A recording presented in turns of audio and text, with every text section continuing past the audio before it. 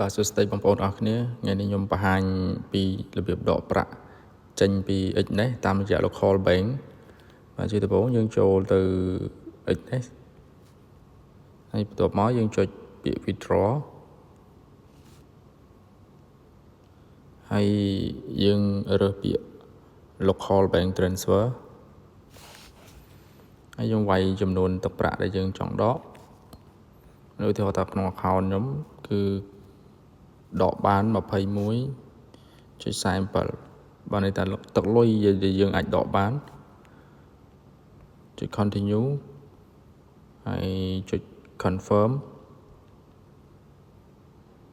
តមកទៀតយើងចុចយកតិចកូដអានេះ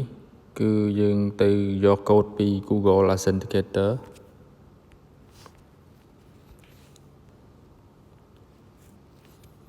យើង copy វាមកហើយយើង paste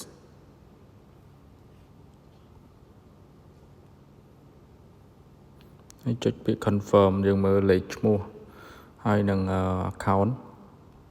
confirm ប៉ុណ្ណឹងរួចរាល់បើសិនជាបងប្អូនមានចម្ងល់អីអាច comment ខាងក្រោមបានសូមអរគុណ